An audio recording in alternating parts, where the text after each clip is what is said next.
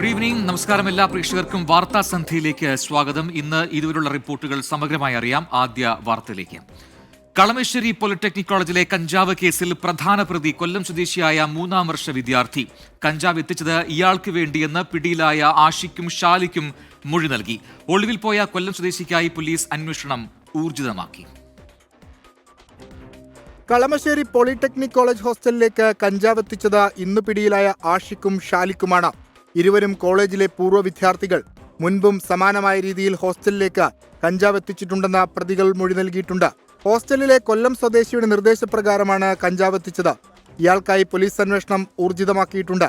KSU പ്രവർത്തകനായ ആദിലടക്കമുള്ളവർ അന്വേഷണ പരിധിയിൽ ഇപ്പോഴുമുണ്ടെന്ന് തൃക്കാക്കര ACP. രണ്ടുപേരുടെയും പരിശോധിക്കുക. കാരണം ഇല്ലായിരുന്നു അവർ അവകാശപ്പെടുന്നു. നമ്മൾ ചെല്ലുമ്പോഴും നമ്മളോട് കണ്ടിട്ടില്ല. അപ്പോൾ അതുകൊണ്ട് അവരുടെ പങ്ക് കൃത്യമായിട്ട് നമ്മൾ അന്വേഷിച്ച് വെളിവായിൽ മാത്രം അതിനകത്ത് ചേർക്കും. ഇതുവരെ നമുക്ക് അതിനെ സപ്പോർട്ട് ചെയ്യുന്ന എവിഡൻസ് ഒന്നും കിട്ടിയിട്ടില്ല. ഓഫർ നൽകിയാണ് കളമശ്ശേരി പോളിടെക്നിക് ഹോസ്റ്റലിൽ കഞ്ചാവ് വിൽപ്പന നടക്കുന്നതെന്ന് വിദ്യാർത്ഥികൾ മൊഴി നൽകിയിട്ടുണ്ട്. മുൻകൂറായി പണം നൽകിയാൽ 500 രൂപയുടെ കഞ്ചാവ് 300 രൂപയ്ക്ക് ലഭിക്കുന്നതാണ് ഓഫർ. വരും ദിവസങ്ങളിൽ കേസിൽ കൂടുതൽ അറസ്റ്റുകൾ ഉണ്ടാകും. വിഷ്ണു സുരേഷ്, 24 കൊച്ചി. കളമശ്ശേരി പോളിടെക്നിക് കോളേജ് ഹോസ്റ്റലിലെ കഞ്ചാവ് കേസിൽ പിടിയിലായ യൂണിയൻ ജനറൽ സെക്രട്ടറി അഭിരാജിനെ SFI പുറത്താക്കി. പോളിടെക്നിക് SFI യൂണിറ്റാണ് തീരുമാനമെടുത്തത്. ലഹരിക്കെതിരെ കോളേജിൽ പരിശോധന നടത്തണമെന്നാവശ്യപ്പെട്ട് പ്രിൻസിപ്പൽ നൽകിയ പരാതിയും പുറത്തുവന്നു. പോളിടെക്നിക് കോളേജ് ഹോസ്റ്റലിലെ ലഹരി വെട്ടയ്ക്കാധാരം പ്രിൻസിപ്പൽ അജു തോമസ് നൽകിയ പരാതിയാണ്. 12-ാം തീയതിയാണ് DCPക്ക് പരാതി നൽകിയത്. 14-ാം തീയതി നടക്കുന്ന ഹോളി ആഘോഷത്തിലേക്ക് മദ്യവും മയക്കുമരുന്നും എത്തിക്കാൻ വിദ്യാർത്ഥികൾ ശ്രമിക്കുന്നുണ്ടെന്ന് പ്രിൻസിപ്പൽ DCPക്ക് നൽകിയ പരാതിയിൽ പറയുന്നു. പോലീസ് പരിശോധനയും പ്രിൻസിപ്പൽ ആവശ്യപ്പെട്ടു. 9 ഗ്രാം കഞ്ചാവുമായി പിടിയിലായ യൂണിയൻ ജനറൽ സെക്രട്ടറി അഭിരാജിനെ SFI പുറത്താക്കി. പിടിയിലായ ഷാലിക്ക് KSU പ്രവർത്തകനാണെന്നും SFI സംസ്ഥാന നേതൃത്വം ആരോപിച്ചു. ഇവിടെ പിടിക്കപ്പെട്ട ആഷിക്കും അതിനെ തുടർന്ന് ഇന്നിവിടെ പിടിക്കപ്പെട്ടിട്ടുള്ള മുഴുവൻ പേരും 3 പേരെ ഇന്നിപ്പോൾ അറസ്റ്റ് ചെയ്ത് ജയിലിൽ കിടക്കുന്ന 3 പേരും KSUവിന്റെ നേതാക്കന്മാരാണ്. ഹോസ്റ്റലിൽ മുൻപും വ്യാപകമായി മയക്കുമരുന്ന് എത്തിയിട്ടുണ്ടെന്നാണ് പോലീസ് കണ്ടെത്തൽ. തുടർ പരിശോധനകൾക്കും സാധ്യതയുണ്ട്. വിദ്യാർത്ഥികളുടെ ഡിമാൻഡ് അനുസരിച്ചാണ് പുറത്തുനിന്ന് ഹോസ്റ്റലിലേക്ക് കഞ്ചാവ് എത്തിച്ചിരുന്നത്. 24 കൊച്ചി. കേരളത്തിലെ ലഹരി മാഫിയയുടെ രാഷ്ട്രീയ രക്ഷാകർതൃത്വം CPIM ഏറ്റെടുത്തിരിക്കുകയാണെന്ന് പ്രതിപക്ഷ നേതാവ് VD സതീശൻ. സംസ്ഥാനത്ത് ലഹരി പടർത്തുന്നത് SFI എന്ന് BJP സംസ്ഥാന അധ്യക്ഷൻ K സുരേന്ദ്രൻ ആരോപിച്ചു. കോൺഗ്രസിന് ലഹരിയല്ല SFI ആണ് പ്രശ്നമെന്നായിരുന്നു മന്ത്രി PA മുഹമ്മദ് റിയാസിന്റെ പ്രതികരണം. ലഹരി വിഷയങ്ങളിൽ രാഷ്ട്രീയം കാണരുതെന്നും മന്ത്രി പറഞ്ഞു.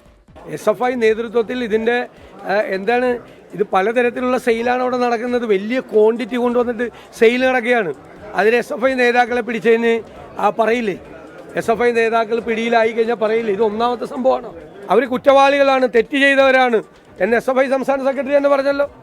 പിന്നെ ഇവർക്ക് മന്ത്രിമാർക്ക് എന്താ എത്ര വിഷമം? കേരളത്തെ നശിപ്പിക്കാൻ കച്ചകെട്ടി ഇറങ്ങിയിരിക്കുന്ന ഒരു മാരക വൈറസാണ് SFI. അതുകൊണ്ട് SFI എന്ന് പറയുന്ന ഒരു വിദ്യാർത്ഥി സംഘടനയ്ക്ക് കേരളത്തിലെ ക്യാമ്പസുകളിൽ പ്രവർത്തിക്കാനുള്ള ഒരു അവകാശവുമില്ല. SFI പിരിച്ചുവിടുന്നതായിരിക്കും CPMന്റെ കേരളത്തിലെ ഭാവിക്ക് നല്ലത്. ഇവിടെ നമ്മളെല്ലാവരും ഒന്നിക്കുകയാണ് ചെയ്യേണ്ടത്. എല്ലാവരും ഒരുമിച്ച് നിൽക്കണം. ദയവ് ചെയ്ത് ഇതിൽ മറ്റ് രാഷ്ട്രീയ താല്പര്യങ്ങൾ കലർത്തരുത്. ഇതിൽ ഒരു രാഷ്ട്രീയമേ ഉള്ളൂ, അത് ലഹരിയെ തുരത്തുക എന്നുള്ള രാഷ്ട്രീയമാണ്. അതിൽ നമ്മളെല്ലാവരും ഒന്നിക്കുകയാണ് ചെയ്യേണ്ടത്. ഇതിൻ്റെ സ്രോതസ്സ്, അതുപോലത്തെ ഇതിൻ്റെ ഏജൻറ്റുകൾ, ഇതിനെതിരെയൊക്കെ കർക്കശ നിലപാട് ഇപ്പോൾ സർക്കാർ സ്വീകരിക്കുന്ന പോലെ കർക്കശ നിലപാട് സ്വീകരിച്ച് മുന്നോട്ട് പോകണം. നമ്മളെല്ലാവരും ഒന്നിക്കണം. ഇതിൻ്റെ പേരിൽ കോൺഗ്രസ്സാണ് കേരളത്തിലെ ലഹരി ഏജൻറ്റുമാരെന്ന് പറയാനോ അല്ലെങ്കിൽ ഏതെങ്കിലും യുവജന വിദ്യാർത്ഥി സംഘടനയാണോ ഈ ലഹരിയുടെ ഹോൾസെയിൽ ഏജൻറ്റുമാരെന്ന് പറയാനല്ല ഞങ്ങൾ ഉദ്ദേശിക്കുന്നത്. അതല്ല ഞങ്ങളുടെ ലക്ഷ്യം. മറ്റു വാർത്തകളിലേക്ക്. സെക്രട്ടേറിയറ്റിന് മുന്നിൽ സമരം ചെയ്യുന്ന ആശാ വർക്കേഴ്സിനെതിരെ നടപടി കടുപ്പിച്ച് സർക്കാർ. പാലിയേറ്റീവ് കെയർ ആക്ഷൻ പ്ലാനിന് പരിശീലനം നൽകണമെന്നാവശ്യപ്പെട്ട് ഉത്തരവിറക്കി. സമരക്കാർക്കെതിരെ അധിക്ഷേപ പരാമർശവുമായി CPIM നേതാവ് EP ജയരാജൻ ഇന്ന് രംഗത്തെത്തി. ആശാ വർക്കേഴ്സിന്റെ സമരം 34ാം ദിവസത്തിലേക്ക് കടക്കുമ്പോഴാണ് പുതിയ അധിക്ഷേപം. CPIM കേന്ദ്ര കമ്മിറ്റി അംഗം EP ജയരാജനാണ് സമരത്തിനെതിരെ രംഗത്തെത്തിയത്. സേവന സന്നദ്ധരായിട്ടുള്ളവരെ വഴിതെറ്റിപ്പിച്ച് ഈ സേവന രംഗത്ത് നിന്ന് അവരെ പിൻവലിപ്പിക്കാൻ ശ്രമിക്കുന്ന ഈ ചില ദുഷ്ടശക്തികളുടെ ദുഷ്ടലാക്കോട് കൂടിയിട്ടുള്ള ഒരു സമരമാണിത്. ഇ.പി. ജയരാജന്റെ പരാമർശത്തിനെതിരെ ആശാ വർക്കേഴ്സ് രൂക്ഷമായ ഭാഷയിൽ രംഗത്തെത്തി. ഞങ്ങൾക്ക് ഞങ്ങളുടെ അവകാശത്തിന് വേണ്ടിയാണ് ഞങ്ങൾ ഇവരുടെ കൂടെ ഇവിടെ വന്ന് സമരത്തിന് ചെയ്തത്. അത് പറഞ്ഞ വ്യക്തിക്ക് ദുഷ്ടശക്തി എന്താണെന്ന് അവർക്ക് അറിയത്തില്ലല്ലോ. അവർ ഞങ്ങളെ ഇങ്ങനെ ആശമാരെ ഇങ്ങനെ ഇട്ട് പന്ത് തട്ടുമ്പോൾ അവർക്ക് തട്ടാവുണ്ട്. ദുഷ്ടശക്തികളെന്ന് പറയുന്ന ഈ വ്യക്തിക്ക് എന്ത് അവകാശമാണുള്ളത്? ഞങ്ങൾ 2 കൈയും 2 കാലുമുള്ള വ്യക്തികളാണ്. ഈ ദുഷ്ടശക്തികളെന്ന് വരുന്ന അല്പമെങ്കിലും മനസാക്ഷിയുള്ള ആൾക്കാരാണെന്ന് ഞങ്ങൾക്ക് ഇവിടെ ഐക്യദാർഢ്യം പറയാൻ വരുന്നത്. സമരത്തിൽ പങ്കെടുത്തുകൊണ്ടിരുന്ന പാലോട് സ്വദേശിനിയായ അനിതകുമാരിക്ക് ജപ്തി നോട്ടീസ് വന്നു. കേരള ബാങ്കിൽ നിന്നാണ് ജപ്തി നോട്ടീസ്. സത്യം പറഞ്ഞാൽ എനിക്ക് ജീവിക്കണോ മരിക്കണോ എന്ന് പോലും അറിഞ്ഞൂടാത്തൊരു സാഹചര്യമാണ്. കിടക്കാടാണ് നഷ്ടപ്പെട്ടു പോകുന്നത്. അത് മറ്റൊരാളോട് പറയാൻ പറ്റുന്ന കാര്യങ്ങളല്ല. എന്ത് പോൻ വഴി ചെയ്യണമെന്ന് എനിക്കിപ്പോൾ ഒന്നും അറിയില്ല. ഞാനിപ്പോൾ ആശാ വർക്കറായിട്ട് ജോലി ചെയ്യുകയാണ്. ഈ സാമ്പത്തിക ബുദ്ധിമുട്ടും എല്ലാം കൊണ്ട് ഞാനിപ്പോൾ ആകെ തകർന്നു നിൽക്കുന്ന ഒരു നിലയിലാണ്. അതേസമയം സെക്രട്ടേറിയറ്റിന് മുന്നിലെ ആശാ വർക്കേഴ്സിന്റെ സമരം പൊളിക്കാൻ പരിശീലന പദ്ധതിയുമായി സർക്കാർ രംഗത്തെത്തി. എല്ലാ ആശാ വർക്കർമാരെയും പങ്കെടുപ്പിച്ച് പാലിയേറ്റീവ് കെയർ ആക്ഷൻ പ്ലാനിന് പരിശീലനം നൽകണമെന്നാണ് നിർദ്ദേശം. 24 തിരുവനന്തപുരം. മയക്കുമരുന്ന് വ്യാപനത്തിനും അക്രമങ്ങൾക്കുമെതിരെ ജനങ്ങളെ അണിനിരത്താൻ 24. Chief editor R. Sreekandan Nair മാധ്യമരംഗത്ത് 40 വർഷം പിന്നിടുന്ന ആഘോഷവേള ജനജാഗ്രതയുടെ സന്ദേശമാക്കുകയാണ്. SKN40 എന്ന് പേരിട്ട ജനകീയ യാത്രയ്ക്ക് നാളെ തുടക്കമാകും. എന്റെ കേരളം എന്റെ അഭിമാനം എന്ന കേരള യാത്രയുടെ മുഖ്യ സന്ദേശം അരുത് അക്രമം അരുത് ലഹരി എന്നതാണ്. നാടിന്റെ മുക്കിലും മുലയിലും പര്യടനം നടത്തുന്ന കേരള യാത്ര 1 മാസം നീണ്ടു നിൽക്കും.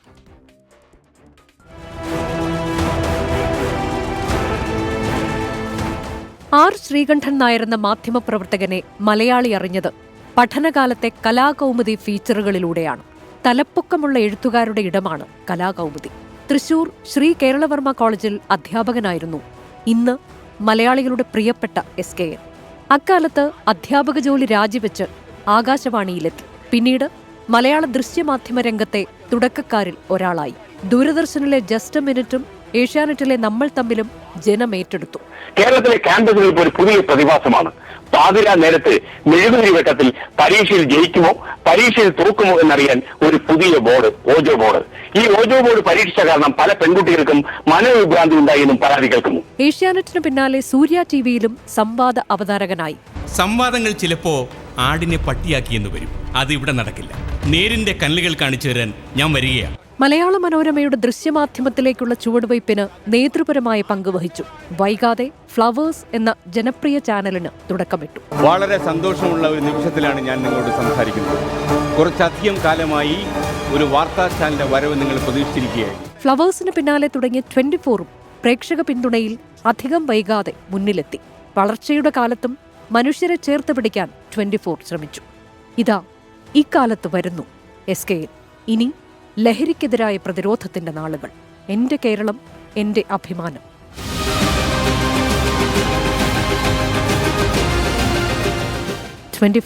കൊച്ചി.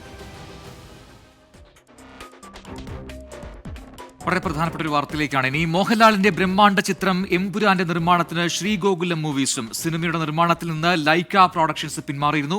തുടർന്നാണ് നിർമ്മാണ പങ്കാളിയാകാൻ ശ്രീഗോകുലം മൂവീസ് ഉടമ ഗോകുലൻ ഗോപാലനോട് നിർമ്മാതാവ് ആന്റണി പെരുമ്പാവൂർ അഭ്യർത്ഥിച്ചത്. എമ്പുരാൻ തടസ്സങ്ങളില്ലാതെ പുറത്തിറങ്ങാനാണ് നിർമ്മാണ പങ്കാളിയായതെന്ന് ഗോകുലൻ ഗോപാലൻ 24നോട് പറഞ്ഞു. ലൈക്കൊക്കെ എന്തോ ഒരു ബുദ്ധിമുട്ട്, അത് കണ്ടിന്യൂ ചെയ്യാൻ പറ്റില്ല. അത് കണ്ടിന്യൂ ചെയ്യാൻ ബുദ്ധിമുട്ടായതുകൊണ്ട് എന്നോട് പറഞ്ഞു, ആന്റണിയും പറഞ്ഞു, ലൈക്കൽ ആൾക്കാരും പറഞ്ഞു. ഞാനത് ഏറ്റെടുത്തു. കാരണം ഒരു നല്ലൊരു ഒരു പടമാണത്. ആ പടത്തിന് ഒരു അങ്ങോട്ടും ഇങ്ങോട്ടും ഒരു അഭിപ്രായ വ്യത്യാസമോ എന്തെങ്കിലും ഒരാളില്ലാത്തതുകൊണ്ട് അത് നിന്ന് പോകാൻ പാടില്ലാത്തതുകൊണ്ടാണ് ഞാൻ വലിയ ഇങ്ങനെ ഒരു ദൗത്യത്തിന് ഇറങ്ങിയത്. ദീപക് ധർമ്മട നൽകുന്നതിന് കൂടുതൽ വിശദാംശങ്ങൾ കോഴിക്കോട് നിന്നും. ദീപക്, വളരെ പ്രധാനപ്പെട്ട വാർത്തയാണിത്. എമ്പുരാൻ എന്ന ചിത്രം ഇറങ്ങുന്ന സമയം തൊട്ട് അതിനുശേഷം പിന്നീട് വന്ന വാർത്തകളെല്ലാം ശ്രദ്ധേയമായിരുന്നു. അതിൽ ഏറ്റവും പ്രധാനപ്പെട്ടത് ലൈക്ക പ്രൊഡക്ഷൻസിന് നിർമ്മാണ പങ്കാളിയാവുന്നു എന്നുള്ളതാണ്. പിന്നീട് ആശീർവാദ് സിനിമാസുമായി അവർ തെറ്റിപ്പിരിയുന്നു പല കാരണങ്ങൾ കൊണ്ട്. ഇപ്പോൾ ഏറ്റവും ഒടുവിൽ ലഭിക്കുന്നവർ പൂർണ്ണമായും ഇതിൽ നിന്ന് മാറുന്നു എന്നതാണ്. ആ സമയത്താണ് ഇപ്പോൾ ശ്രീഗോകുലം മൂവീസ് ഈ നിർമ്മാണ പങ്കാളിയായി എത്തുകയും ചെയ്തത്. എന്താണ്, ഏത് രീതിയിലാണ് എമ്പുരാൻ്റെ ഇതിനുള്ള നീക്കങ്ങൾ? ഈ റിലീസ് തീയതി മാറാനുള്ള സാധ്യതയുണ്ടോ ദീപക്? പ്രജിൻ റിലീസ് തീയതി മാറാതെ തന്നെ പടത്തിന്റെ മറ്റു കാര്യങ്ങൾ പൂർത്തിയാക്കുക എന്നുള്ളതാണ് ഇപ്പോൾ ശ്രീഗോകുലം മൂവീസ് ഇതിന്റെ പങ്കാളിയാവുന്നതോടുകൂടി യാഥാർത്ഥ്യമാകുന്നത്. ആന്റണി പെരുമ്പാവൂരും അതുപോലെ നിർമ്മാതാവ് ആന്റണി പെരുമ്പാവൂർ, ഈ ചിത്രത്തിലെ നായകനായി ബ്രഹ്മാണ്ഡ ചിത്രത്തിന്റെ നായകൻ മോഹൻലാൽ തുടങ്ങിയവരെല്ലാം ശ്രീഗോകുലം മൂവീസിന്റെ ഉടമ ഗോകുലം ഗോപാലനുമായി സംസാരിച്ച്, പിന്നെ ലൈക്ക പ്രൊഡക്ഷൻസ് ആയിരുന്നു ഇതിൽ ആദ്യം ആശീർവാദിന്റെ പങ്കാളി. ലൈക്ക പ്രൊഡക്ഷൻസ് പിന്മാറുന്നു. ലൈക്കയുടെ ഉടമസ്ഥരും ശ്രീ ഗോകുലം ഗോപാലനുമായി സംസാരിക്കുന്നു. അതിന്റെ അടിസ്ഥാനത്തിലാണ് ഗോകുലം മൂവീസ് ഇതിന്റെ നിർമ്മാണ പങ്കാളിയാവൽ. അതായത് 100 കോടിക്കപ്പുറം കോടികളുടെ ചിലവ് വരുന്ന വലിയൊരു നിർമ്മാണമാണ്. അപ്പോൾ സ്വാഭാവികമായിട്ടും വലിയൊരു ദൗത്യമാണ് ഗോകുലം മൂവീസ് ഏറ്റെടുത്തിരിക്കുന്നത്. അതുതന്നെയാണ് ഗോകുലം ഗോപാലൻ നമ്മളോട് പറഞ്ഞതും. കാരണം ഈ ബ്രഹ്മാണ്ഡ ചിത്രം പുറത്ത് ഇറങ്ങാത്തൊരു സാഹചര്യം വരരുത്. പ്രത്യേകിച്ചും ഇങ്ങനെ ഒരു തർക്കം വരുന്നു, ലൈക്കയും ആശീർവാദും തമ്മിൽ. ലൈക്ക പിന്മാറുന്നു. അപ്പോൾ വലിയൊരു നേരത്തെ 50-50 എന്ന് പറഞ്ഞ സാമ്പത്തിക പങ്കാളിത്തത്തിൽ നിന്നും പിന്മാറുമ്പോൾ സാമ്പത്തിക പ്രതിസന്ധി വരും. അത്തരമൊരു സാഹചര്യത്തിൽ ആശീർവാദിനെ പിന്തുണയ്ക്കാൻ നിർമ്മാണ പങ്കാളിത്തം ഗോകുലം മൂവീസ് ഏറ്റെടുക്കുകയാണ്. ഇനിയിപ്പോൾ ശ്രീ ഗോകുലം മൂവീസിന്റെയും ആശീർവാദിന്റെയും ബാനറിലായിരിക്കും ഈ ബ്രഹ്മാണ്ഡ ചിത്രം എമ്പുരാൻ പുറത്തിറങ്ങാൻ പോകുന്നത്. നിർമ്മാണ പങ്കാളിയാവുന്നതോടുകൂടി തന്നെ ആ ചിത്രത്തിന്റെ എല്ലാ അവകാശങ്ങളിലും ഗോകുലം മൂവീസ് വരികയാണ്. നിശ്ചയിക്കപ്പെട്ട ദിവസം തന്നെ റിലീസിംഗ് ഉണ്ടാകുമെന്നാണ് നമുക്ക് മനസ്സിലാക്കാൻ സാധിച്ചത്. ഏതായാലും ഗോകുലം ഗോപാലൻ ഏറെ സന്തോഷത്തോടെ പങ്കുവയ്ക്കുന്നത് നല്ലൊരു സിനിമ, ആ സിനിമ മുടങ്ങരുത്. അതുകൊണ്ട് തന്നെ ആശീർവാദിന്റെ റിക്വസ്റ്റ്, ലൈക്ക പ്രൊഡക്ഷൻസിന്റെ അഭ്യർത്ഥന ഇത് മാനിച്ചുകൊണ്ട് അതിൽ പങ്കാളിയായി എന്നുള്ളതാണ് ഗോകുലം ഗോപാലൻ നമ്മളോട് പറഞ്ഞത്. ദീപക് ധർമ്മമാണ് കോഴിക്കോട് നിന്ന് വിശദാംശങ്ങൾ നൽകിയത്. മറ്റൊരു വാർത്തയിലേക്ക്. തിരുവനന്തപുരം മെഡിക്കൽ കോളേജിൽ വീണ്ടും വീഴ്ച. പരിശോധനയ്ക്കായി ലാബിലെത്തിച്ച ശരീരഭാഗങ്ങൾ ആക്രിക്കാരൻ മോഷ്ടിച്ചു. ആക്രിക്കാരനെ പോലീസ് കസ്റ്റഡിയിലെടുത്തു. സാമ്പിളുകൾ തിരികെ ലഭിച്ചു. രോഗികൾ ആശങ്കപ്പെടേണ്ടെന്ന് അധികൃതർ അറിയിച്ചു. തിരുവനന്തപുരം മെഡിക്കൽ കോളേജ് ആശുപത്രിയിൽ ശസ്ത്രക്രിയയ്ക്ക് ശേഷം മറ്റു പരിശോധനകൾക്കായി രോഗികളിൽ നിന്നും ശേഖരിച്ച ശരീരഭാഗങ്ങളാണ് മോഷ്ടിക്കപ്പെട്ടത്. മെഡിക്കൽ കോളേജ് ആശുപത്രിയുടെ പതോളജി ലാബിലെത്തിച്ചപ്പോഴാണ് മോഷണം പോയത്. പതോളജി ലാബിലേക്കും മൈക്രോബയോളജി ലാബിലേക്കുമായി ആശുപത്രി ആംബുലൻസിൽ അറ്റൻഡർ എത്തിച്ച 17 സാമ്പിളുകൾ സ്റ്റെയർകേസിന് സമീപം വെച്ച ശേഷം മടങ്ങുകയായിരുന്നു. പരിശോധനയ്ക്കായി ലാബ് ജീവനക്കാർ എത്തിയപ്പോൾ സാമ്പിളുകൾ കണ്ടില്ല. തുടർന്ന് നടത്തിയ പരിശോധനയിലാണ് ആക്രിക്കാരൻ സാമ്പിളുകൾ മോഷ്ടിച്ചതായി മനസ്സിലാക്കിയത്. ആശുപത്രി അധികൃതരുടെ പരാതിയിൽ മെഡിക്കൽ കോളേജ് പോലീസ് സ്ഥലത്തെത്തി അന്വേഷണം നടത്തി. ഇതര സംസ്ഥാനക്കാരനായ ആക്രിക്കാരനെ കസ്റ്റഡിയിലെടുത്തു. പരിശോധനയിൽ ഇയാളിൽ നിന്നും സാമ്പിൾ കണ്ടെടുത്തു. ആക്രിക്കാരനെ പോലീസ് വിശദമായി ചോദ്യം ചെയ്തു. അലക്ഷ്യമായി സൂക്ഷിച്ചിരുന്നതിനാൽ പാഴ്വസ്തുക്കളാണെന്ന് കരുതി എടുത്തതാണെന്നാണ് ഇയാൾ പോലീസിനോട് പറഞ്ഞത്. അതേസമയം സംഭവത്തിൽ ലാബിന് വീഴ്ച സംഭവിച്ചിട്ടില്ലെന്ന് പതോളജി വിഭാഗം മേധാവി ലൈല രാജി. അത് കാരണം നമ്മുടെ ഡിപ്പാർട്ട്മെന്റിൽ എത്തിയിട്ടുള്ള സംഭവമല്ല, അതിന് മുമ്പുള്ള സംഭവമാണ്. അപ്പോൾ അതിനെക്കുറിച്ച് എനിക്ക് കൂടുതൽ പറയാൻ അറിയില്ല. കാരണം എന്നും കൊണ്ടുവരുന്ന ആൾ വന്ന് എന്നോട് റിപ്പോർട്ട് ചെയ്തു, അയാൾ ആ സ്റ്റെപ്പിൻ്റെ അവിടെ വെച്ചിരുന്നു സാമ്പിൾസ്, കാണുന്നില്ല എന്നാണ് പറഞ്ഞത്. അതിൻ്റെ ഇടയിൽ അടുത്ത ഡിപ്പാർട്ട്മെൻറ്റിൽ പോയിട്ട് വരുന്നു. കാരണം 2 ഡിപ്പാർട്ട്മെൻറ്റിലേക്കുള്ള സ്പെസിമെൻസാണ്, സാമ്പിൾസാണ് ഒരുമിച്ച് കൊണ്ടുവന്നത്. അപ്പോൾ തിരിച്ചു വന്നൊരു 10 മിനിറ്റ് തിരിച്ചു വന്നപ്പോൾ അത് കണ്ടില്ല എന്ന് പറഞ്ഞു. അത് നമുക്കുള്ള സ്പെസിമെൻ ആയതുകൊണ്ട് മാത്രമേ ഞാൻ ഇൻവോൾവ് ആയുള്ളൂ. കാരണം നമ്മൾ റിസീവ് ചെയ്തിട്ടില്ല. റിസീവ് ചെയ്താലേ we are responsible for that. 24 Thiruvananthapuram. ചാലക്കുടിയിൽ ബ്യൂട്ടി പാർലർ ഉടമ ഷീല സണ്ണിയെ വ്യാജ ലഹരി കേസിൽ കുടുക്കിയ കേസിൽ മുൻ എക്സൈസ് ഇൻസ്പെക്ടർ കെ സതീഷിനെ ചോദ്യം ചെയ്ത പോലീസ്. കൊടുങ്ങല്ലൂർ ഡിവൈഎസ്പി ഓഫീസിലായിരുന്നു ചോദ്യം ചെയ്യൽ. വ്യാജ കേസ് രജിസ്റ്റർ ചെയ്ത സാഹചര്യം ചോദിച്ചറിഞ്ഞ ക്രൈംബ്രാഞ്ച് മുഖ്യപ്രതി നാരായണദാസിന്റെ ഇടപെടലിൽ വിവരം തേടി. ഇതിനിടെ കേസ് പ്രത്യേക അന്വേഷണ സംഘം ഏറ്റെടുത്തതിന് പിന്നാലെ കേസിലെ ആരോപണ വിധേയ ലിവിയ ദുബായിലേക്ക് കടന്നു. ഷീല സണ്ണിയുടെ മകൻ സംഗീതും ചോദ്യം ചെയ്യൽ നോട്ടീസ് ലഭിച്ചതിന് പിന്നാലെ ഒളിവിലാണ്. Welcome back. വാർത്താ സംഖ്യ തുടരുകയാണ്. അടുത്ത വാർത്തയിലേക്ക്. ഇടുക്കി വണ്ടിപ്പെരിയാർ ഗ്രാമ്പിയിലിറങ്ങിയ കടുവയെ മയക്കുപിടിക്കാനുള്ള ദൗത്യം ഇപ്പോൾ അവിടെ തുടരുകയാണ്. പിടികൂടിയാൽ കടുവയെ തേക്കടിയിലേക്ക് മാറ്റാനുള്ള ശ്രമമാണ്. രാഹുൽ വിജയൻ അവിടെ നിന്നും തത്സമയ വിവരങ്ങളുമായി ചേരുന്നു. രാഹുൽ, ഈ കടുവയെ കൃത്യമായി സ്പോട്ട് ചെയ്യാൻ ഈ ദൗത്യ സംഘത്തിന് കഴിഞ്ഞിട്ടുണ്ടോ? ഈ മയക്കുപിടിക്കാനുള്ള സാഹചര്യം ഇപ്പോൾ അവിടെ അനുകൂലമാണ്. എന്താണ് നിലവിലെ അവസ്ഥ? ഈ 6:30 വരെ മാത്രമായിരിക്കും ഇന്നത്തെ ദൗത്യം എന്ന് നേരത്തെ DFO പറഞ്ഞിരുന്നല്ലോ. വിവരങ്ങൾ. പ്രജിൻ, ഈ മയക്കുവെടി വെക്കാനുള്ള ദൗത്യം നിലവിൽ തുടങ്ങിയിട്ടുണ്ട്. പക്ഷേ ഈ കടുവയെ ലൊക്കേറ്റ് ചെയ്യുകയും ചെയ്തിട്ടുണ്ട്. പക്ഷേ 6:30 വരെ ദൗത്യം നീണ്ടു നിൽക്കുകയുള്ളൂ എന്ന് നേരത്തെ തന്നെ വനംവകുപ്പ് പറഞ്ഞതാണ്. കോട്ടയം DFO രാജേഷ് പറയുകയും ചെയ്തതാണ്. പക്ഷേ എന്തുകൊണ്ടോ വനംവകുപ്പ് സംഘത്തിന് കടുവ ഉള്ള സ്ഥലത്തേക്ക് ഇറങ്ങിപ്പോകാനുള്ളൊരു കാലതാമസം നേരിടുകയാണ്. അതെന്തുകൊണ്ടാണെന്ന് അറിയില്ല. ഒരുപക്ഷെ ഇന്ന് ദൗത്യം 6:30യോടുകൂടി അവസാനിപ്പിച്ച് നാളെ വീണ്ടും ദൗത്യം പുനരാരംഭിക്കാനുള്ളൊരു നടപടിയായിരിക്കുമോ നടക്കുക എന്നുള്ളത് അറിയില്ല. എല്ലാ സംവിധാനങ്ങളും എല്ലാ സജ്ജീകരണങ്ങളും ഇവിടെ ഒരുക്കിയിട്ടുള്ളതാണ്. ഈ പ്രദേശത്തെ ആളുകൾക്കൊക്കെ കൃത്യമായ ജാഗ്രതാ നിർദ്ദേശവും അതിൻ്റെ വേണ്ട നിയന്ത്രണങ്ങളൊക്കെ ഏർപ്പെടുത്തുകയും ചെയ്തിട്ടുണ്ട്. പക്ഷേ ഈ കടുവയെ ഉള്ള സ്ഥലത്ത് നേരത്തെ തന്നെ ഇത് എവിടെയാണ് ഉള്ളതെന്ന് കൃത്യമായി കണ്ടെത്തിയിരുന്നു. ഡ്രോൺ ഉൾപ്പെടെയുള്ള സംവിധാനങ്ങൾ ഉപയോഗിച്ച് കടുവയുടെ കൃത്യമായ ദൃശ്യങ്ങൾ സഹിതം അത് ഏത് സ്ഥലത്തുണ്ട് എന്ന് ലൊക്കേറ്റ് ചെയ്തിട്ടുള്ളതാണ്. മാത്രമല്ല ഈ കടുവയുടെ ഭാഗത്തെ വലതുകാലിന് പരിക്കേറ്റിട്ടുണ്ട്. അത് സാരമായിട്ടുള്ള പരിക്കാണ്, ഗുരുതരമായിട്ടുള്ള പരിക്കാണ്. അതുകൊണ്ട് തന്നെ അധിക ദൂരം സഞ്ചരിക്കാൻ കഴിയില്ല. ഈ കടുവയുടെ അവസ്ഥ ഒരു ഗുരുതരമാണ്, അല്ലെങ്കിൽ അവശ നിലയിലാണ് കടുവ എന്നുള്ളതാണ് പ്രധാനമായിട്ടും വനംവകുപ്പ് പറയുന്നത്. അതുകൊണ്ട് തന്നെ കൂടുതൽ ദൂരം പോകില്ല. നിലവിൽ കഴിഞ്ഞ ദിവസം കൂട് സ്ഥാപിച്ചതിന് ഏകദേശം 300 മീറ്റർ മാറിയാണ് നിലവിൽ ഈ കടുവ ഇപ്പോൾ ഉള്ളത്. അവിടെ മറ്റൊരു കൂട് കൂടി സ്ഥാപിച്ചുകൊണ്ട് ഈ കടുവയെ കൂട്ടിലാക്കാൻ വേണ്ടിയുള്ള ശ്രമം അല്ലെങ്കിൽ അത്തരമൊരു ചിന്തയിലേക്ക് വനംവകുപ്പ് പോയിരുന്നു. പക്ഷേ നിലവിലത്തെ സാഹചര്യത്തിൽ കടുവയ്ക്ക് അധിക ദൂരം, ഒരു 10 മീറ്റർ പോലും നടക്കാൻ പറ്റാത്ത അവസ്ഥയുണ്ട്. അത്രയ്ക്ക് അവശനാണ്. കാലിൻ്റെ പരുക്ക് അത്രത്തോളം ബുദ്ധിമുട്ട് ഈ കടുവയ്ക്ക് കൊടുക്കുന്നുണ്ട്. അതുകൊണ്ട് തന്നെ ഈ കടുവ നടന്ന് കൂട്ടിൽ കയറാനുള്ള സാധ്യതയില്ല. അതുകൊണ്ടാണ് ഒരു റെസ്ക്യൂ രീതിയിൽ ഈ കടുവയ്ക്ക് മയക്കുവെടി വെച്ച് പിടികൂടി തേക്കടിയിലേക്ക് കൊണ്ടുപോയി അവിടെ എത്തി പരിശോധിച്ച് ചികിത്സ കൊടുക്കാനുള്ളൊരു തീരുമാനത്തിലേക്ക് പോവുകയും ചെയ്തിട്ടുള്ളത്. നിലവിൽ കോട്ടയം പെരിയാർ ടൈഗർ റിസർവ് എന്നിവിടങ്ങളിൽ നിന്നുള്ള 2 ഡോക്ടർമാരുടെ സംഘമാണ് മയക്കുവെടി വെക്കാൻ വേണ്ടിയുള്ള ദൗത്യത്തിനായി എത്തുകയും ചെയ്തിട്ടുള്ളത്. കോട്ടയം DFO രാജേഷിന്റെ നേതൃത്വത്തിലാണ് ഈ ദൗത്യം നടക്കുകയും ചെയ്യുന്നത്. നിലവിൽ എല്ലാ തരത്തിലുള്ള സജ്ജീകരണങ്ങളും പൂർത്തിയാക്കി ഇവിടെ നിൽക്കുകയാണ്. പക്ഷേ 6:30 വരെ ഈ ദൗത്യം ഉണ്ടാവുകയുള്ളൂ എന്ന് പറഞ്ഞിരുന്നു. ഇരുട്ട് വീണ് കഴിഞ്ഞാൽ പിന്നെ ആ ദൗത്യം ഇന്ന് നടത്താൻ കഴിയില്ല, തുടർന്ന് കൊണ്ടുപോകാൻ കഴിയില്ല. അങ്ങനെയെങ്കിൽ നാളത്തേക്ക് ആ ദൗത്യം മാറ്റുമെന്നും പറഞ്ഞിരുന്നു. നിലവിൽ ഈ കടുവ ഉള്ള സ്ഥലത്തേക്ക്, കടുവയെ ലൊക്കേറ്റ് ചെയ്ത സ്ഥലത്തേക്ക് ഈ ദൗത്യ സംഘം ഇറങ്ങിയിട്ടില്ല. അവർ ഈ ദൃശ്യങ്ങളിൽ കാണുന്ന സ്ഥലത്ത് തന്നെ നിൽക്കുകയാണ്. അവിടെ നിന്ന് ഏകദേശം ആകാശ ദൂരം പറയുകയാണെങ്കിൽ 100 മീറ്റർ അകലെയാണ് കടുവ നിലവിലുള്ളത് താനും. രാഹുൽ വിജയനാണ് വണ്ടിപ്പെരിയാറിലെ ഗ്രാമ്പിൽ നിന്നും വിശദാംശങ്ങൾ നൽകിയത്. മറ്റൊരു റിപ്പോർട്ടിലേക്ക്. വയനാട് കാട്ടാനയുടെ ആക്രമണത്തിൽ ആദിവാസി യുവാവിന് പരിക്കേറ്റു. നൂൽപ്പുഴ മറുകര കാട്ടുനായ്ക്ക ഉന്നതിയിലെ നാരായണനാണ് പരിക്കേറ്റത്. വീടിനു സമീപത്തെ വനത്തിൽ വിറക് ശേഖരിക്കാൻ ഭാര്യയ്ക്കും അമ്മയ്ക്കുമൊപ്പം പോയപ്പോഴാണ് കാട്ടാനെ ആക്രമിച്ചത്. ബഹളം വെച്ചതോടെ ആന പിന്തിരിഞ്ഞ് കാട്ടിലേക്ക് മറഞ്ഞു. പരിക്കേറ്റ നാരായണൻ സുൽത്താൻ ബത്തേരി താലൂക്ക് ആശുപത്രിയിൽ നിലവിൽ ചികിത്സയിലാണ്. എറണാകുളം പെരുമ്പാവൂർ മേക്കപ്പാലയിൽ കിണറ്റിൽ വീണ കാട്ടാനക്കുട്ടിയെ വനപാലകരും നാട്ടുകാരും ചേർന്ന് കരകയറ്റി. കുട്ടിയാനയ്ക്കൊപ്പമുണ്ടായിരുന്ന കാട്ടാനകൾ നാട്ടുകാരുടെയും വനംവകുപ്പിന്റെയും വാഹനങ്ങൾ തകർക്കാൻ ശ്രമിച്ചു. തലനാരിഴയ്ക്കാണ് ബൈക്ക് യാത്രികൻ രക്ഷപ്പെട്ടത്. ഇന്ന് പുലർച്ചെ 4 മണിയോടെയാണ് മേക്കപ്പാലയിൽ സ്വകാര്യ വ്യക്തിയുടെ റബ്ബർ തോട്ടത്തിലെ ഉപയോഗശൂന്യമായ കിണറ്റിൽ കുട്ടിയാന വീണത്.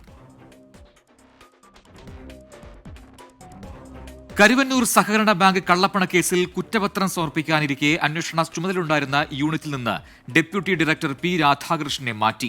നിലവിൽ തമിഴ്നാട്ടിൽ സേവനം ചെയ്യുന്ന രാജേഷ് നായർക്കാണ് പകരം ചുമതല. അതേസമയം K. രാധാകൃഷ്ണൻ MPയെ ചോദ്യം ചെയ്യുന്നതിലെ കാലതാമസം മൂലം അന്തിമ കുറ്റപത്രം സമർപ്പിക്കുന്നതിൽ പ്രതിസന്ധിയുണ്ട്. കരുവന്നൂർ സഹകരണ ബാങ്ക് കള്ളപ്പണ കേസുമായി ബന്ധപ്പെട്ട നിർണായക സമയത്താണ് EDയിൽ തലകൾ ഉരുളുന്നത്. അന്വേഷണ ചുമതലയുണ്ടായിരുന്ന യൂണിറ്റിൽ നിന്നും ഡെപ്യൂട്ടി ഡയറക്ടർ P. രാധാകൃഷ്ണനെ അപ്രധാനമായ മറ്റൊരു യൂണിറ്റിലേക്ക് മാറ്റി. എന്നാൽ മാറ്റിയതിന്റെ കാരണം ഇനിയും വ്യക്തമല്ല. നേരത്തെ സ്വർണ്ണക്കടത്ത് കേസിൽ ED അന്വേഷണ വിവരങ്ങൾ ചോർന്നതിൽ ആരോപണ വിധേയനായ ഉദ്യോഗസ്ഥനാണ് P. രാധാകൃഷ്ണൻ. P. രാധാകൃഷ്ണന് പകരം കരുവന്നൂർ കേസ് അന്വേഷിക്കുന്ന യൂണിറ്റിന്റെ തലപ്പത്തേക്ക് നിലവിൽ തമിഴ്നാട്ടിൽ സേവനമനുഷ്ഠിക്കുന്ന രാജേഷ് നായരെ നിയോഗിച്ചിട്ടുണ്ട്. ED കൊച്ചി യൂണിറ്റിന്റെ പുതിയ അഡീഷണൽ ഡയറക്ടറായി രാകേഷ് കുമാർ സുമൻ IAS ഈ മാസം 20-ന് ചുമതലയേൽക്കും. അതേസമയം ആലത്തൂർ MP CPIM മുതിർന്ന നേതാവുമായ K. രാധാകൃഷ്ണനെ ചോദ്യം ചെയ്യുന്നതിലെ കാലതാമസം മൂലം അന്തിമ കുറ്റപത്രം സമർപ്പിക്കുന്നതിൽ പ്രതിസന്ധി രൂപപ്പെട്ടിട്ടുണ്ട്. പാർലമെന്റ് സമ്മേളനം അവസാനിച്ച ശേഷം ഹാജരാകാമെന്നാണ് K. രാധാകൃഷ്ണൻ അറിയിച്ചിട്ടുള്ളത്. സമ്മേളനം തീരാൻ ഏപ്രിൽ ആദ്യവാരമാകും എന്നതിനാൽ അന്തിമ കുറ്റപത്രം സമർപ്പിക്കുന്നത് നീണ്ടേക്കും. S. ശ്രീകാന്ത്, 24, തിരുവനന്തപുരം.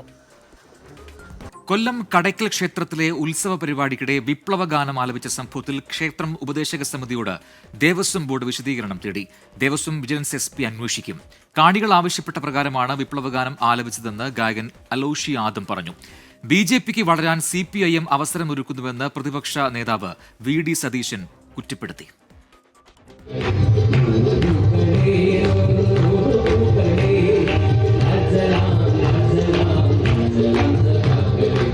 കടക്കൽ ദേവീക്ഷേത്രത്തിലെ തിരുവാതിര ഉത്സവത്തിലെ സംഗീത പരിപാടിയിൽ CPIM DYFI പതാകകളുടെ പശ്ചാത്തലത്തിൽ വിപ്ലവഗാനങ്ങൾ ആലപിച്ചതിൽ വ്യാപക പ്രതിഷേധമാണ് ഉയരുന്നത്. കേരളത്തിലെ CPIM എന്താണ് കാണിക്കുന്നതെന്ന് ചോദിച്ച പ്രതിപക്ഷ നേതാവ് VD സതീശൻ ഇത്തരം പരിപാടികൾ നടത്തുന്നതിലൂടെ BJPക്ക് CPIM വഴിയൊരുക്കുകയാണെന്നും ആരോപിച്ചു. നാണം കെട്ട പാർട്ടിയല്ലേ ഇത്, നാണം കെട്ട പാർട്ടി. അവിടെ അതിൻ്റെ പേരിൽ ഒരു സംഘർഷം ഉണ്ടായി BJPക്ക് സ്പേസ് ഉണ്ടാക്കി കൊടുക്കുകയാണ് ഇവരുടെ ലക്ഷ്യം. അമ്പലത്തിൽ പോയി ഇത് ചെയ്ത് അവിടെ സംഘർഷം ഉണ്ടാക്കി BJPക്ക് സ്പേസ് ഉണ്ടാക്കി കൊടുക്കുകയാണ്. ക്ഷേത്രങ്ങളിൽ CPMന്റെ ആധിപത്യം സ്ഥാപിക്കാനുള്ള ശ്രമമെന്നും ഇത്തരം പരിപാടികൾ ക്ഷേത്രോത്സവങ്ങളെ മലീമസമാക്കുന്നുവെന്നും NK പ്രേമചന്ദ്രൻ MP. കേരളത്തിലെ ക്ഷേത്രങ്ങളിൽ പാർട്ടിയുടെ CPMന്റെ സമഗ്രാധിപത്യം സ്ഥാപിക്കുക എന്ന വ്യക്തമായ രാഷ്ട്രീയ ലക്ഷ്യത്തോടു കൂടിയാണ് ശബരിമല സംഭവത്തിന് ശേഷം CPMന്റെ നേതൃത്വത്തിൽ ആസൂത്രിതമായ നിലയിൽ ഇത്തരത്തിലുള്ള പരിപാടികൾ നടക്കുന്നു. ക്ഷേത്ര ആചാരങ്ങളെയും അനുഷ്ഠാനങ്ങളെയും തകർത്ത് ക്ഷേത്രങ്ങളെ കമ്മ്യൂണിസ്റ്റ് പാർട്ടിയുടെ ഓഫീസുകളും സമ്മേളന വേദിയുമാക്കിയതിന്റെ ഉദാഹരണമാണ് കടക്കലിലേതെന്ന് ഹിന്ദു ഐക്യവേദി മുഖ്യ രക്ഷാധികാരി KP ശശികല പ്രസ്താവനയിലൂടെ കുറ്റപ്പെടുത്തി. തന്റെ പരിപാടികളിൽ വിപ്ലവ ഗാനങ്ങളും ഉൾപ്പെടുമെന്ന് പരിപാടി ഏൽപ്പിച്ചവർക്കറിയാമെന്നും ഗാനത്തിനിടെ DYFI പതാക സ്ക്രീനിൽ വന്നതിൽ തനിക്ക് പങ്കില്ലെന്നും ഗായകൻ അലോഷി ആദം. അത് നോർമലി അവിടെ 10 എത്രയോ ദിവസം നീണ്ടു നിൽക്കുന്ന പരിപാടിക്കായിട്ട് അവർ പ്രത്യേകം സെറ്റ് ചെയ്തിട്ടുള്ള വാളാണ് പിറകിലുള്ളത്. അതിന് ടെക്നീഷ്യൻ ആയിരിക്കണം ഈ പാട്ടിന് അനുയോജ്യമായത് ഇതായിരിക്കും എന്ന് കരുതി ഇട്ടിട്ടുള്ളത്. അല്ലാതെ എൻ്റെ ഒരു ഇതല്ല അത്. ക്ഷേത്രങ്ങളിലെ രാഷ്ട്രീയ പ്രവർത്തനം അനുവദിക്കില്ലെന്ന് വ്യക്തമാക്കിയ തിരുവിതാംകൂർ ദേവസ്വം ബോർഡ് വിജിലൻസ് SP-യോട് റിപ്പോർട്ട് ആവശ്യപ്പെട്ടു. സമിതിയുടെ നേതൃത്വത്തിൽ എന്തെങ്കിലും ചിഹ്നമോ പരിപാടികളോ നടത്തിയാൽ കൃത്യമായ നടപടി ഉണ്ടാകും. അന്വേഷണം ഞങ്ങൾ ഉപദേശക സമിതിക്ക് നോട്ടീസ് കൊടുത്തിട്ടുണ്ട്. ഞങ്ങളുടെ വിജിലൻസ് SP ഉണ്ട്. SP-യെ കൊണ്ട് അന്വേഷിപ്പിക്കുവാനും ഉത്തരവ് കൊടുത്തു. ക്ഷേത്ര ഉപദേശക സമിതിയോട് തിരുവിതാംകൂർ ദേവസ്വം ബോർഡ് വിശദീകരണവും തേടിയിട്ടുണ്ട്. വിവിധ ബ്യൂറോകൾക്കൊപ്പം 24 കൊല്ലം. ക്രിപ്റ്റോ കറൻസി തട്ടിപ്പ് കേസിൽ രാജ്യാന്തര കുറ്റവാളി അലക്സേജ് ബെസിയോക്കോവിനെ ജുഡീഷ്യൽ കസ്റ്റഡിയിൽ വിട്ടു. ഡൽഹിയിലെ പട്യാല ഹൌസ് കോടതിയുടേതാണ് നടപടി. കേരള പോലീസ് ഡൽഹിയിലെത്തിയാണ് അലക്സേജിനെ കോടതിയിൽ ഹാജരാക്കിയത്. ശതകോടികളുടെ ക്രിപ്റ്റോ തട്ടിപ്പ് നടത്തിയ കേസിലെ പ്രതിയായ ലിത്വാനിയൻ പൗരൻ അലക്സേജ് ബെസിയോക്കോവിനെ ഇന്ന് രാവിലെ അന്വേഷണ സംഘം ഡൽഹിയിലെത്തിച്ചു. ഉച്ചയ്ക്ക് 1:15 ഡൽഹി പട്യാല ഹൌസ് കോടതിയിൽ ഹാജരാക്കി. പ്രതിയെ 3 ദിവസത്തേക്ക് ജുഡീഷ്യൽ കസ്റ്റഡിയിൽ വിട്ടു. തീഹാർ ജയിലിലേക്ക് മാറ്റുന്ന അലക്സേജിനെ CBI കസ്റ്റഡിയിൽ വാങ്ങും. അമേരിക്ക പിടികിട്ടാപ്പുള്ളിയായി പ്രഖ്യാപിച്ച അലക്സേജ് ബെസിയോക്കോവിനെ തിരുവനന്തപുരം വർക്കലയിൽ നിന്നാണ് പോലീസ് പിടികൂടുന്നത്. വിദേശത്തേക്ക് കടക്കാൻ ശ്രമിക്കുന്നതിനിടെയായിരുന്നു അറസ്റ്റ്. ഗ്യാരൻഡെക്സ് എന്ന പേരിൽ ക്രിപ്റ്റോ കറൻസി എക്സ്ചേഞ്ച് നടത്തിയിരുന്ന അലക്സേജ് കമ്പ്യൂട്ടർ ഹാക്കിംഗ്, മയക്കുമരുന്ന് ഇടപാടുകളിലും ഉൾപ്പെട്ടിരുന്നു. 24 ഡൽഹി. ഇനി ഇന്നത്തെ സ്വർണ്ണവില. ഇന്നത്തെ സ്വർണ്ണനിരക്ക് സമർപ്പിക്കുന്നത് സ്പർശ ഗോൾഡ് ആൻഡ് ഡയമണ്ട്സ്. ഡിജിറ്റലാകൂ ഇനി സ്പർശയോടൊപ്പം.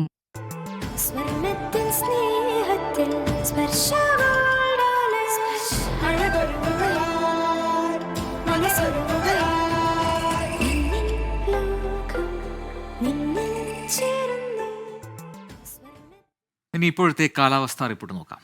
ഇപ്പോഴത്തെ കാലാവസ്ഥ സമർപ്പിക്കുന്നത് Berger paints 100 years of trust.